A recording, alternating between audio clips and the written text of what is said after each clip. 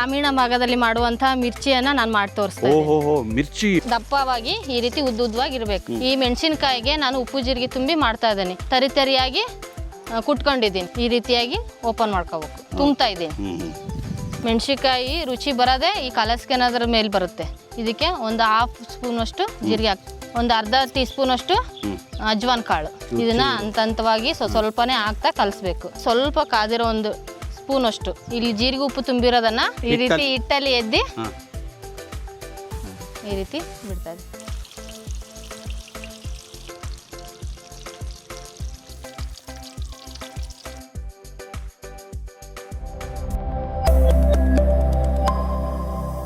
ವಿಶಿಷ್ಟ ರುಚಿಗಳನ್ನು ಆಸ್ವಾದಿಸಲು ಇಚ್ಛಿಸುವ ವಿಶಾಲ ಹೃದಯದ ಕನ್ನಡಿಗರಿಗೆ ನಿಮ್ಮ ವಿನಾಯಕನ ವಿನಯಪೂರ್ವಕ ನಮಸ್ಕಾರಗಳು. ವೀಕ್ಷಕರೇ, ವಿಶಿಷ್ಟ ರುಚಿ ಯೂಟ್ಯೂಬ್ ವಾಹಿನಿಗೆ ತಮ್ಮೆಲ್ಲರಿಗೂ ಪ್ರೀತಿಯ ಸ್ವಾಗತ. ಇವತ್ತು ವಿಶಿಷ್ಟ ರುಚಿಯ ಹುಡುಕಾಟದಲ್ಲಿ ನಾನು ನಮ್ಮ ವಿಜಯನಗರ ಜಿಲ್ಲೆಯ ಹರಪನಹಳ್ಳಿ ತಾಲೂಕಿನ ಯರಬಾಳು ಎಂಬ ಗ್ರಾಮಕ್ಕೆ ಬಂದಿದ್ದೇನೆ. ಈ ಒಂದು ಸಂಚಿಕೆಯಲ್ಲಿ ನನ್ನ ಜೊತೆ ನಮ್ಮ ಸಹೋದರಿ ಶ್ರೀಮತಿ ತೇಜಸ್ವಿನಿ ಮಲ್ಲಿಕಾರ್ಜುನ್ ಅವರಿದ್ದಾರೆ. ಅಕ್ಕವರೇ ನಮಸ್ಕಾರ. ನಮಸ್ಕಾರ. ಎಲ್ಲ ನನ್ನ ವೀಕ್ಷಕರಿಗೂ ನಮಸ್ಕಾರಗಳು. ಅಕ್ಕ, ಇವತ್ತೇನು ತೋರಿಸ್ಕೊಡ್ತೀರಾ? ಗ್ರಾಮೀಣ ಭಾಗದಲ್ಲಿ ಮಾಡುವಂತಹ ಮಿರ್ಚಿಯನ್ನ ನಾನು ಮಾಡಿ ತೋರಿಸ್ತೀನಿ. ಓಹೋ, ಮಿರ್ಚಿ, ಮೆಣಸಿನಕಾಯಿ ಬೋಂಡ ರೀ. ದಾವಣಗೆರೆ ಹಾಗನೆ ಇಲ್ಲಿ ಕೊಟ್ಟೂರಿನ ಭಾಗದಲ್ಲಿ ಇದನ್ನ ಅತ್ಯದ್ಭುತವಾಗಿ ಮಾಡಲಾಗುತ್ತೆ. ಬನ್ನಿ, ಈ ಒಂದು ಸಂಚಿಕೆಯಲ್ಲಿ ಮಿರ್ಚಿನ ಅತಿ ಸರಳವಾಗಿ ಯಾವ ರೀತಿ ಮಾಡೋದು ಅಂತ ಅಕ್ಕ ತೋರಿಸ್ಕೊಡ್ತಾರೆ. ಅಕ್ಕ, ಈಗ ಮಿರ್ಚಿ ಅಂದಮೇಲೆ ಮೊದಲು ಇದಕ್ಕೆ ಬೇಕಾಗದೆ ಮೆಣಸಿನಕಾಯಿ. ಹೌದು. ಮೆಣಸಿನಕಾಯಿಗಳ ಆಯ್ಕೆ ಯಾವ ರೀತಿ ಇರ್ಬೇಕಕ್ಕ? ದಪ್ಪವಾಗಿ ಈ ರೀತಿ ಉದ್ದುದ್ದವಾಗಿರ್ಬೇಕು. ಓಕೆ. ಇದೇನಪ್ಪ ವಿಶಿಷ್ಟ ಏನಪ್ಪಾ ಅಂದ್ರೆ ನಮ್ಮ ಹೊಲದಲ್ಲಿ ಬೆಳೆದಿರೋಂಥ ಮೆಣಸಿನಕಾಯಿನೇ ನಾನು ತಗೊಂತಾ ಇದ್ದೀನಿ. ಓಕೆ. ಆಮೇಲೆ ಇದಕ್ಕೆ ಖಾರ ಕಡಿಮೆ ಇರುವಂತ ಮೆಣಸಿನಕಾಯಿ. ಹೌದು. ಯಾಕೆಂದ್ರೆ ಮಿರ್ಚಿ ಅಂದ್ರೆ ಮೆಣಸಿನಕಾಯಿ ಸಮೇತ ತಿಂತೀವಿ ನಾವು, ಹೌದಲ್ವಾ? ಹಾಗಾಗಿ ಖಾರ ಸ್ವಲ್ಪ ಕಮ್ಮಿ ಇದ್ರೆ ಬಹಳ ಚೆನ್ನಾಗಿ ರುಚಿಯಾಗಿ ಬರುತ್ತೆ. ಹೌದ್ರಾ? ಓಕೆ.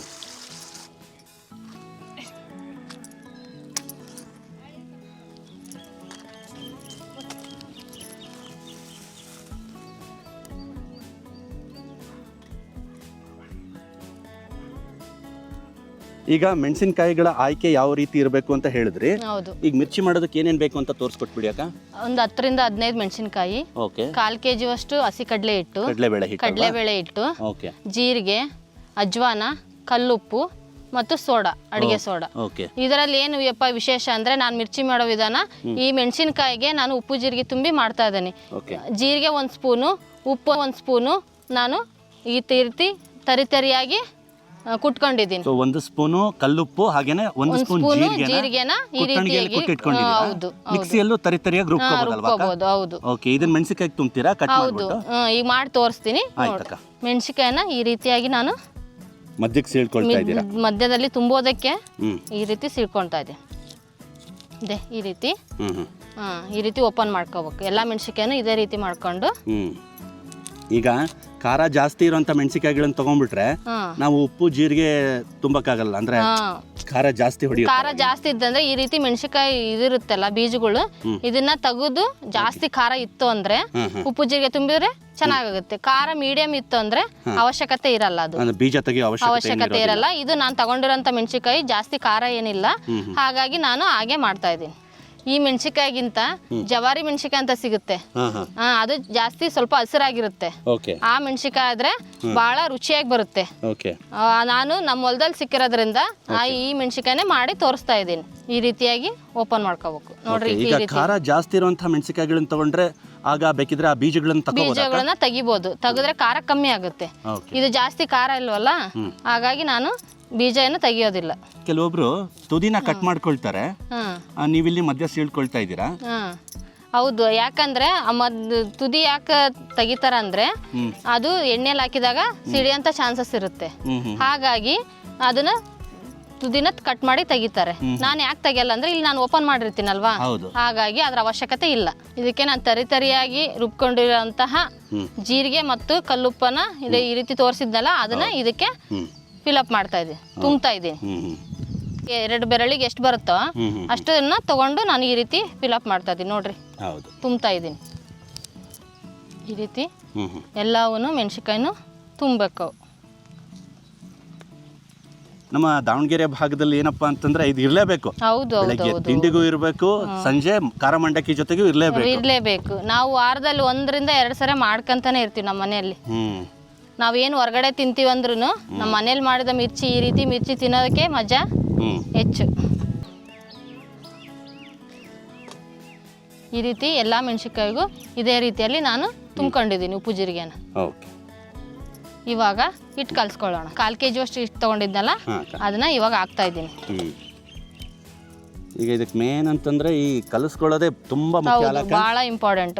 ಮೆಣಸಿನ್ಕಾಯಿ ರುಚಿ ಬರೋದೇ ಈ ಕಲಸ್ಕೊಳೋದ್ರ ಮೇಲೆ ಬರುತ್ತೆ. ಇದಕ್ಕೆ ಒಂದು 1/2 ಸ್ಪೂನ್ ಅಷ್ಟು ಜೀರಿಗೆ ಹಾಕ್ತಿದೆ. ಯಾಕಂದ್ರೆ ಜೀರಿಗೆ ಜಾಸ್ತಿ ಹಾಕಲ್ಲ, ಆಲ್ರೆಡಿ ನಾನು ಜೀರಿಗೆ ಉಪ್ಪು ತುಂಬಿರೋದ್ರಿಂದ ಮೆಣಸಿನ್ಕಾಯಿಗೆ ನಾನು ಸ್ವಲ್ಪನೇ ಇಲ್ಲಿ ಜೀರಿಗೆ ಹಾಕ್ತಾ ಇದ್ದೀನಿ. ಒಂದು ಅರ್ಧ ಚಮಚ ಅಷ್ಟೇ. ಒಂದು ಅರ್ಧ ಟೀ ಸ್ಪೂನ್ ಅಷ್ಟು ಅಜ್ವಾನ್ ಕಾಳು. ಅಜ್ವಾನ್ ಕಾಳು ಭಾಳ ಒಳ್ಳೇದು, ಯಾಕಂದ್ರೆ ಗ್ಯಾಸ್ಟ್ರಿಕ್ಗಾಗಲಿ ಆಮೇಲೆ ಟೇಸ್ಟ್ ಚೆನ್ನಾಗಿ ಬರುತ್ತೆ ಇದರಿಂದ. ನೋಡಿ ನಮ್ಮ ಪೂರ್ವಜರು ಎಷ್ಟು ಚೆನ್ನಾಗಿ ಮಾಡಿದ್ದಾರೆ. ಮೆಣಸಿನಕಾಯಿ ತಿನ್ನೋದ್ರಿಂದ ಅಸಿಡಿಟಿ ಆಗುತ್ತೆ, ಹಸಿ ಮೆಣಸು. ಈ ಅಜ್ವಾನ ಹಾಗೆ ಜೀರಿಗೆ ಈ ಪಚನ ಕ್ರಿಯೆಯನ್ನ ವೃದ್ಧಿಸುತ್ತವೆ, ಆಮೇಲೆ ಅಸಿಡಿಟಿ ಆಗೋದಕ್ಕೆ, ಪಿತ್ತ ಆಗೋದಕ್ಕೆ ಬಿಡೋದಿಲ್ಲ. ಮುಂದೆ ಅಕ್ಕ ಇದು ಸೋಡಾ ಒಂದು ಅರ್ಧ ಟೀ ಸ್ಪೂನ್ಗಿಂತ ಕಮ್ಮಿನೇ ಇಷ್ಟಿದೆ ನೋಡ್ರಿ, ಇಷ್ಟ ಹಾಕ್ತಾ ಇದ್ದೀನಿ ನಾನು. ಓಕೆ, ಇದು ಆಪ್ಷನಲ್ ಅಲ್ವಾ ಅಕ್ಕ? ಸೋಡಾ ಇಲ್ದೇನು ಮಾಡಬಹುದು? ಇಲ್ಲ ಚೆನ್ನಾಗಿ ಬರಲ್ಲ, ಯಾಕಂದ್ರೆ ನಮಗೆ ಟೇಸ್ಟಿ ಬರ್ಬೇಕಲ್ಲ ಬಾಯಲ್ಲಿ, ಕರಂ ಕುರುಮ್ ಬರ್ಬೇಕಂದ್ರೆ ಸೋಡಾ ಹಾಕ್ಲೇಬೇಕು. ಈಗ ಉಪ್ಪು ಅಂದ್ರೆ ನಾವು ಸ್ವಲ್ಪನೇ ಉಪ್ಪು ಹಾಕ್ಬೇಕು, ಯಾಕಂದ್ರೆ ಆಲ್ರೆಡಿ ನಾವೆಲ್ಲ ಉಪ್ಪು ತುಂಬಿದ್ವಿ ಮೆಣಸಿನ್ಕಾಯಲ್ಲಿ. ಹಾಗಾಗಿ ನಾನು ಅರ್ಧ ಸ್ಪೂನ್ಗಿಂತ ಕಮ್ಮಿನೇ ಹಾಕ್ತಾ ಇದ್ದೀನಿ. ಇವಾಗ ಇದನ್ನ ಕಲ್ಸ್ಕೊಳ್ಳೋಣ. ಇದನ್ನ ಹಂತವಾಗಿ ಸ್ವಲ್ಪನೇ ಹಾಕ್ತಾ ಕಲಿಸ್ಬೇಕು, ಯಾಕಂದ್ರೆ ನೀರಾದ್ರೂ ಚೆನ್ನಾಗಿ ಬರಲ್ಲ ಮೆಣಸಿನ್ಕಾಯಿ, ಗಟ್ಟಿ ಇದ್ರೂ ಬೇಯಲ್ಲ ಒಳಗೆ. ಸ್ವಲ್ಪ ಹಾಕ್ತಾನೆ ಕಲಿಸ್ಬೇಕು. ಮತ್ತೆ ಈಗ ಕಲಿಸ್ಕೊಂಡು ಯಾವ ಹದಕ್ಕೆ ತಂದ್ಕೋಬೇಕು ಅನ್ನೋದೇ ಬಹಳ ಮುಖ್ಯ ಅಲ್ವಾ? ಹೌದು. ಮೆಣಸಿನ್ಕಾಯಿ ನೋಡೋದಕ್ಕೂ ಚೆನ್ನಾಗಿರ್ಬೇಕು, ಹಂಗಿದ್ರೆ ಇನ್ನು ತಿನ್ನಕ್ಕೆ ಏನೋ ಒಂಥರ ಖುಷಿ ಅನ್ಸುತ್ತೆ. ಆ ಶೇಪ್ ಬರ್ಬೇಕಂದ್ರೆ ನಾವು ಹಿಟ್ಟನ್ನ ನೀಟಾಗಿ ಹದವಾಗಿ ಕಲ್ಸ್ಕೊಂಡು ಇದು ಮಾಡ್ಕೋಬೇಕು. ನೀಟಾಗಿ ಎಲ್ಲ ಹಿಟ್ಟನ್ನ ಈ ರೀತಿ ಗಂಟಿಲ್ದೇ ಇರೋ ರೀತಿ ಕಲ್ಸ್ಕೋಬೇಕು. ಆಮೇಲೆ ಇದು ಹದ ಹೇಗಿರ್ಬೇಕಕ್ಕ? ತುಂಬಾ ಗಟ್ಟಿ ಇರ್ಬೇಕಾ? ಮೀಡಿಯಂ ಇರಬೇಕು. ಇತ್ತಾಗ ಗಟ್ಟಿನೂ ಇರಬಾರ್ದು, ಇತ್ತಾಗ ತೀರಾ ತೆಳುವು ಇರಬಾರ್ದು. ತೆಳುವು ಇದ್ರೆ ಮೆಣಸಿನ್ಕಾಯಿಗೆ ಹಿಟ್ಟು ಹತ್ತಲ್ಲ. ತೀರಾ ಗಟ್ಟಿ ಇತ್ತು ಅಂದ್ರೆ ಏನಾಗುತ್ತೆ, ಒಳಗೆ ಹಿಟ್ಟು ಬೇಯದೇ ಇಲ್ಲ. ಓಹೋ, ಈಗೇನು ನೀವು ಸರಸರ ಅಂತ ಕೈ ಮೂವ್ ಮಾಡ್ತಾ ಕಲ್ಸ್ಕೊಳ್ತಿದ್ದೀರಲ್ಲ, ಈ ತರನೇ ಅಲ್ವಾ ಕಲ್ಸೋದು? ಹೌದು. ಸ್ವಲ್ಪ ನೀರು ಆಗ್ತದೆ, ಗಟ್ಟಿ ಆಗ್ತಾ ಇದೆ. ಈ ಕಡಲೆಬೇಳೆ ಹಿಟ್ಟಿನ ಆಯ್ಕೆ ಯಾವ ರೀತಿ ಇರ್ಬೇಕಕ್ಕ? ಅದು ಕೂಡ ತುಂಬಾನೇ ಪ್ರಾಮುಖ್ಯತೆ ವಹಿಸುತ್ತೆ. ಹೌದು. ಅದು ನಾವು ಇನ್ನು ಹೊರಗಡೆ ಅಂಗಡಿಗಳಲ್ಲಿ ತರೋದಕ್ಕಿಂತ ಮನೆಯಲ್ಲೇ ಕಡಲೆಬೇಳೆ ತಂದು ನೀಟಾಗಿ ಒಣಗಿಸಿ ಅದನ್ನ ನಾವು ಗಿರಣಿಗಳಲ್ಲಿ ಹಾಕ್ಸಿದ್ರೆ ಇನ್ನೂ ಚೆನ್ನಾಗಿ ಬರುತ್ತೆ. ಸ್ವಲ್ಪ ಕಾದಿರೋ ಒಂದು ಸ್ಪೂನ್ ಅಷ್ಟು ಇಲ್ಲಿ ತೋರಿಸ್ತಾ ಇದೆ ನೋಡ್ರಿ, ಇಷ್ಟು ಎಣ್ಣೆನ ಹಾಕ್ಬೇಕು. ಓಕೆ, ಈ ತರ ಹಾಕೋದ್ರಿಂದ ಏನು ಹಗರ ಬರುತ್ತಾಕ ಮಿರ್ಚಿಗಳು? ಮಿರ್ಚಿ ತಿನ್ನಕ್ಕೆ ಬಾಯಲ್ಲಿ ರುಚಿ ಕರಂ ಕುರುಮ್ ಅನ್ನಂಗೆ ಬರುತ್ತೆ, ಕ್ರಿಸ್ಪಿಯಾಗಿ ಬರುತ್ತೆ. ಓಕೆ, ಈಗ ಅದನ್ನ ನೀಟಾಗಿ ಕಲ್ಸ್ಕೋಬೇಕು. ಇವಾಗ ಕಲ್ಸ್ಕೊಂಡೆ, ಇವಾಗ ಮಿರ್ಚಿ ಬಿಡ್ತಾ ಇದೆ. ಓಕೆ, ಯಾವ ತರ ಇರ್ಬೇಕಕ್ಕ ಹದ? ಸ್ವಲ್ಪ ನೋಡ್ರಿ ಇಲ್ಲಿ ಈ ರೀತಿ ತೋರಿಸ್ತಾ ಇದೀನಲ್ಲ, ಗಟ್ಟಿನೂ ಅಲ್ಲ ತೆಳುವೂ ಅಲ್ಲ, ಈ ರೀತಿಯಲ್ಲಿ ಈ ಕನ್ಸಿಸ್ಟೆನ್ಸಿ ಇರಬೇಕು. ಹೌದು. ಓಕೆ, ಹಿಟ್ಟು ರೆಡಿ ಆಯ್ತು. ಹಾಗೇನೆ ಮಿರ್ಚಿಗಳನ್ನ ಕೂಡ ಇಲ್ಲಿ ಮೆಣಸಿನಕಾಯಿಗಳನ್ನ ತುಂಬಿಟ್ಕೊಂಡಿದ್ದೀರಾ. ಈಗ ಮುಂದೆ ಕರ್ಕೊಳ್ತೀರಾ ಮೆಣಸಿನಕಾಯಿಗಳನ್ನ? ನೀವು ಯಾರಿಂದ ಈ ಮಿರ್ಚಿಯನ್ನ ಮಾಡೋದು ಕಲ್ತಿದ್ದು? ನಾವು ನಮ್ಮ ಅಮ್ಮನಿಂದ ನಾವು ಮಾಡೋದನ್ನ ಕಲ್ತಿರೋದು. ನಮ್ದು ಫಸ್ಟ್ ಎಲ್ಲ ನಾವು ಸಣ್ಣವರಿದ್ದಾಗ ಹೋಟ್ಲಿತ್ತು, ಹಾಗಾಗಿ ನಮ್ಮ ಅಪ್ಪಾಜಿ ಅಮ್ಮ ಮಾಡೋದ್ರಿಂದ ನಮಗೆ ಮಿರ್ಚಿ ಮಾಡೋಂತ ಭಟ್ರ ಮಗಳು ನೀವು. ಹೌದು ನೋಡ್ರಿ. ಆಮೇಲೆ ಅಕ್ಕ, ನಿಮ್ ತಾಯಿ ಹೆಸರು ನಮ್ಮ ಹೇಳ್ಬಿಡಿ ದಯವಿಟ್ಟು. ನಮ್ಮ ತಾಯಿ ಹೆಸರು ಬಸಮ್ಮ ಅಂತ. ನಮ್ದು ಹಿರೇಮೆಗಳಿಗೆ ತವ್ರ ಮನೆ, ಹಾಗಾಗಿ ಅವ್ರು ಅಲ್ಲಿ ಹೋಟ್ಲ್ ಇರೋದ್ರಿಂದ ನಮಗೆ ಅದೇ ಇದರಲ್ಲೇ ನಾವು ಬಂದಿರೋದ್ರಿಂದ ನಮಗೆ ಮಿರ್ಚಿ ಮಾಡೋದು ಸುಲಭ ಹಾಗೂ ಇಷ್ಟ. ಎಷ್ಟು ಚಂದ ನೋಡ್ರಿ ನಮ್ಮ ಭಾರತೀಯ ಸಂಸ್ಕೃತಿ. ತಾಯಿ ಮಗಳಿಗೆ ಹೇಳ್ಕೊಡ್ತಾರೆ, ಹಾಗೆ ಕಲ್ತಿರುವಂತಹ ಆ ಮಹಿಳೆ ತನ್ನ ಸ್ವಸ್ತ್ರಿಗೆ ತನ್ನ ಮಕ್ಕಳಿಗೆ ಹೇಳ್ಕೊಡ್ತಾ ಹೋಗ್ತಾರೆ. ಇದೇ ಅಲ್ವೇನ್ರಿ ನಿಜವಾದ ಆಸ್ತಿ ಅಂತಂದ್ರೆ? ಮನುಷ್ಯನಿಗೆ ಏನಿದ್ರೇನು ಚೆನ್ನಾಗಿ ತೃಪ್ತಿಕರವಾದಂತಹ ಆಹಾರ ಇರಬೇಕು, ಅದು ಬಹಳ ಪ್ರಾಮುಖ್ಯತೆಯನ್ನ ವಹಿಸುತ್ತೆ. ಈಗ ಎಣ್ಣೆ ಯಾವ ಮಟ್ಟಕ್ಕೆ ಕಾಯ್ಬೇಕಕ್ಕ ಇದಕ್ಕೆ? ಅದು ಎಣ್ಣೆ ಅಯ್ಯಾಗೆ ಕಾದಿರ್ಬೇಕು, ಯಾಕಂದ್ರೆ ಮೆಣಸಿನ್ಕಾಯಿ ಬಿಟ್ಟ ತಕ್ಷಣನೇ ಅದು ಇದಾಗಬೇಕಲ್ಲ. ಓಕೆ, ಇವಾಗ ಮಿರ್ಚಿನ ಯಾವ ರೀತಿ ನಾನು ಎಣ್ಣೆಲಿ ಕರಿಯೋದಂತ ತೋರಿಸ್ತಾ ಇದ್ದೀನಿ. ನಾನು ಈಗ ಓಪನ್ ಮಾಡಿ ಇಲ್ಲಿ ಜೀರಿಗೆ ಉಪ್ಪು ತುಂಬಿರೋದನ್ನ ಈ ರೀತಿ ಹಿಟ್ಟಲ್ಲಿ ಎದ್ದಿ ಈ ರೀತಿ ಬಿಡ್ತಾ ಇದ್ದೀನಿ. ಸೊ ಕಟ್ ಮಾಡಿದಂತ ಭಾಗ ಕೆಳಗಾಗಬೇಕು, ಹಿಟ್ಟು ಹತ್ತಬೇಕು ಅದಕ್ಕೆ. ಹೌದ್ರಾ? ಓಕೆ, ಹೌದಕ್ಕ. ಈ ರೀತಿ ಬಿಡ್ತಾ ಇದ್ದೀನಿ. ಕಟ್ ಮಾಡಿರೋ ಭಾಗ ಕೆಳಗೆ ಹಿಟ್ಟಿಗೆ ತಾಗಬೇಕು. ಹೌದು. ನೀವೇನಾದರೂ ಆ ಭಾಗಕ್ಕೆ ಹಿಟ್ಟು ಹತ್ತಲಿಲ್ಲ ಅಂತಂದರೆ ಸೊ ಆ ಜೀರಿಗೆ ಉಪ್ಪು ಎಲ್ಲ ಎಣ್ಣೆಯಲ್ಲಿ ಮಿಕ್ಸ್ ಆಗ್ಬಿಡುತ್ತೆ.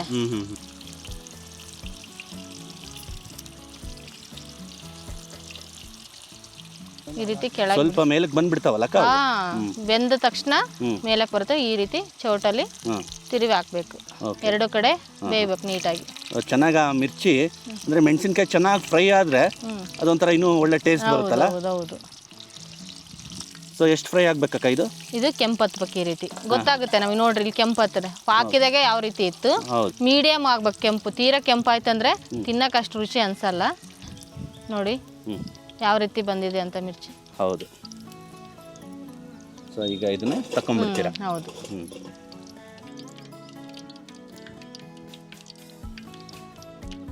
ತುದಿನ ಒಂದು ಸ್ವಲ್ಪ ಮುರ್ಕೋಬಹುದು. ಇದು ಜಾಸ್ತಿ ಉದ್ದ ಅನಿಸ್ತು, ಹಾಗಾಗಿ ಸ್ವಲ್ಪ ತುದಿನ ನಾನು ಕಟ್ ಮಾಡ್ಕೊಂತಿದ್ದೀನಿ ಈ ರೀತಿ. ಮೆಣಸಿಕಾಯಿ ಮಾಡುವಾಗ ಯಾವಾಗಲೂ ನೇರವಾಗಿ ಇರೋಂಥ ಮೆಣಸಿಕಾಯಿ ಆದ್ರೆ ಬಹಳ ಚೆನ್ನಾಗಿ ಬರುತ್ತೆ. ಓಹೋ, ಬಾಣ್ಲೆ ದೊಡ್ಡದಿತ್ತು ಅಂತಂದ್ರೆ ಆ ತುದಿ ಮುರಿಯುವಂತ ಅವಶ್ಯಕತೆ ಇರಲ್ಲ. ನಾನು ಈಗ ಚಿಕ್ಕ ಬಾಣ್ಲೆ ಆಗಿರೋದ್ರಿಂದ ಮೆಣಸಿಕಾಯಿ ಜಾಸ್ತಿ ಉದ್ದ ಕಟ್ ಮಾಡಿರೋಂತ ಭಾಗನ ನೀವು ಹಿಟ್ಟಿಗೆ ಚೆನ್ನಾಗಿ ಹಿಟ್ಟು ಹಚ್ತಾ ಇದೀರಾ. ಅದಕ್ಕೆ ಕಟ್ ಆಗಿರೋಂತ ಭಾಗಕ್ಕೆ ಹಿಟ್ಟು ಹಚ್ಚಿ ಬಿಡ್ತಾ ಇದ್ದೀನಿ. ಬೆಂದ ತಕ್ಷಣ ಮೆಣಸಿಕಾಯಿ ತಾನಾಗೆ ತಿರುಗುತ್ತಾ ನೋಡ್ರಿ. ನಾನು ನೋಡಿ ಒಂದು ಬೆಂದಿದೆ, ಅದು ಅದಕ್ಕೆ ತಿರುಗಿಬಿಟ್ಟಿದೆ ಅದು ಆಲ್ರೆಡಿ.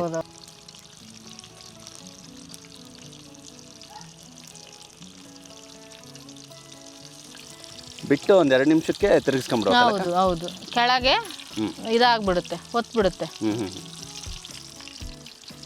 ಇಷ್ಟು ಫ್ರೈ ಆದ್ರೆ ಸಾಕು. ಸಾಕಿಷ್ಟು ನೋಡಿ. ಓಕೆ. ಮೆಣಸಿನ್ಕಾಯಿನೂ ಗರಿ ಗರಿ ಆಗಿದೆ, ಹಿಟ್ಟು ಕೂಡ ಚೆನ್ನಾಗಿ ಬೆಂದಿದೆ. ಹೌದು. ಚೆನ್ನಾಗಿ ಫ್ರೈ ಮಾಡ್ಕೋಬೇಕು. ತುಂಬಾ ಡೀಪ್ ಫ್ರೈ ಮಾಡ್ಕೊಳ್ಳೋಂಥ ಅಗತ್ಯ ಇಲ್ಲ. ಜೀರಿಗೆ ಉಪ್ಪು ತುಂಬದೇನೆ ಕೂಡ ಮಾಡ್ಬೋದಲ್ಲ? ಹೌದು, ಮಾಡ್ಬೋದು. ಆಗ ತುದಿ ಕಟ್ ಮಾಡ್ಕೋಬೇಕಾ? ತುದಿ ಕಟ್ ಮಾಡಬೇಕು. ಒಬ್ಬೊಬ್ರು ಜೀರಿಗೆ ಜಾಸ್ತಿ ಇಷ್ಟ ಪಡ್ತಿರಲ್ಲ. ಜಾಸ್ತಿ ಒಬ್ರು ಇಷ್ಟ ಪಡ್ತಾರೆ, ಒಬ್ರು ಇಷ್ಟ ಪಡಲ್ಲ.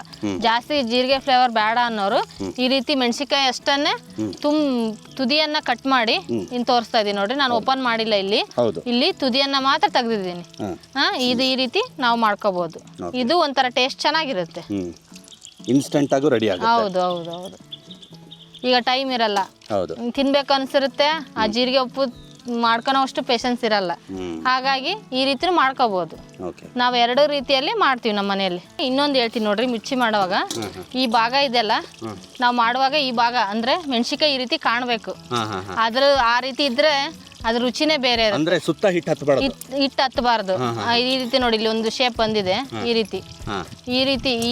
ರೀತಿ ಬರ್ಬೇಕು ಇದು ಶೇಪ್.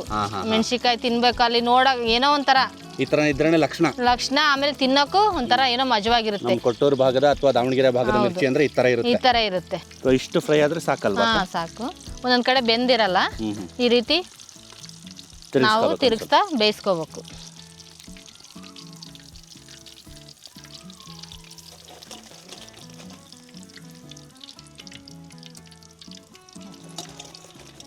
ಸೊ ರೆಡಿ ಆಯ್ತು. ಹೌದು. ನಮ್ಮ ಕೊಟ್ಟೂರು ಹಾಗೇನೆ ದಾವಣಗೆರೆ ಭಾಗದಲ್ಲಿ ಹೆಚ್ಚು ಪ್ರಸಿದ್ಧಿಯನ್ನ ಪಡೆದಿರುವಂತಹ ಮಿರ್ಚಿಗಳು ಸಿದ್ಧವಾದವು.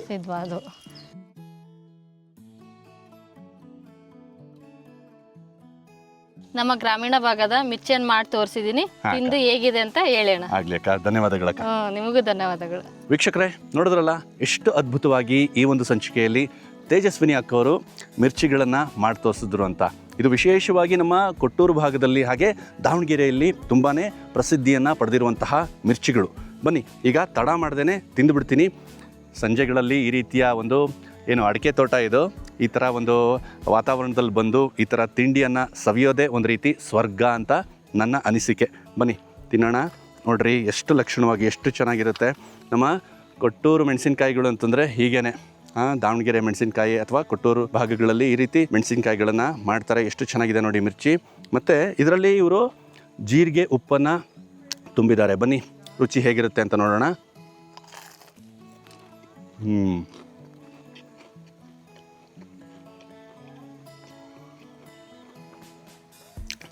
ಮಧ್ಯದಲ್ಲಿ ನಾನು ಹೇಳಿದಾಗೆ ಜೀರಿಗೆ ಉಪ್ಪನ್ನು ತುಂಬಿರೋದು ತುಂಬಾ ರುಚಿಯಾಗಿದೆ. ಅಂತಂದರೆ ಈ ಮಿರ್ಚಿಯ ರುಚಿಯನ್ನು ಅದು ಹೆಚ್ಚಿಸ್ತಾ ಇದೆ.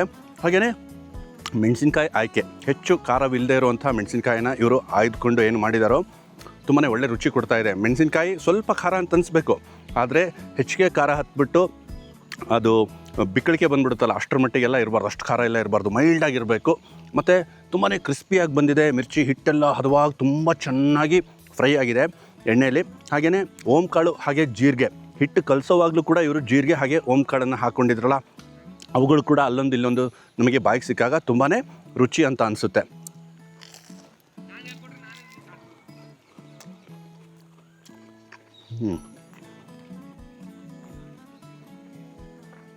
ತುಂಬಾ ರುಚಿಯಾಗಿವೆ ಈ ಮೆಣಸಿನ್ಕಾಯಿಗಳು ಅಥವಾ ಮಿರ್ಚಿ.